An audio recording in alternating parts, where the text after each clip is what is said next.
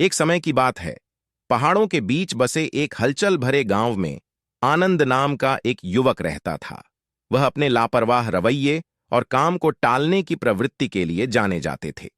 एक दिन जब वह एक बरगद के पेड़ के नीचे आराम कर रहा था, उसने श्रद्धेय बुद्ध के नेतृत्व में भिक्षुओं के एक समूह को गुजरते देखा। उत्सुकतावश आनंद उनके पास आए और पूछा, जीवन में सबसे मूल्यवान चीज क्या है?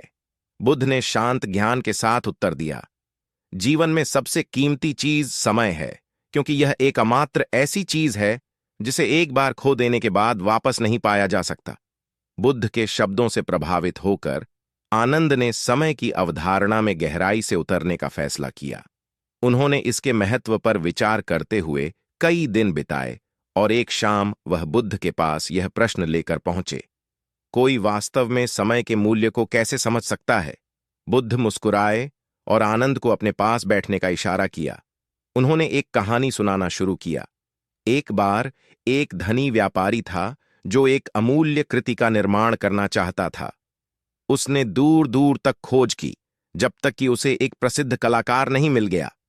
कलाकार उत्कृष्ट कृति बनाने के लिए सहमत हो गया, लेकिन उसने अत्यधिक शुल्क की मांग की और इसे पूरा करने के लिए पर्याप्त समय मांगा। व्यापारी सहमत हो गया और उसने कलाकार को बड़ी रकम सौंपी। साल बीत गए और व्यापारी चिंतित हो गया, यह सोचकर कि उत्कृष्ट कृति कब पूरी होगी। एक दिन उन्होंने कलाकार के स्टूडियो में जाने का फैसला किया। उन्हें यह देखकर आश्चर्य हुआ कि कलाकार अधूरे कैनवस से घिरा हुआ खाली बैठा हुआ था।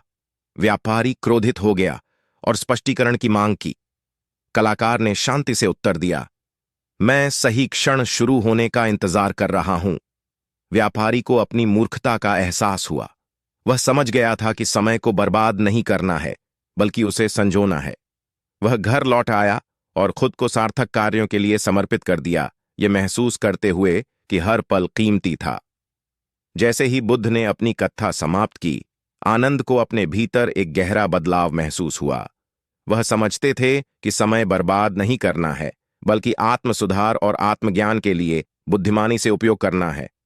उस दिन से आनंद ने समय के अमूल्य उपहार को पहचानते हुए प्रत्येक क्षण को उद्देश्य और कृतज्ञता के साथ अपनाया, और इसलिए यह पाठ युगों युगों तक गूंजता रहा। समय का मूल्य अथाह है, क्योंकि यह हमारे भाग्य को आकार देने और हमारी आत्माओं को रोशन करने की शक्ति रखता है।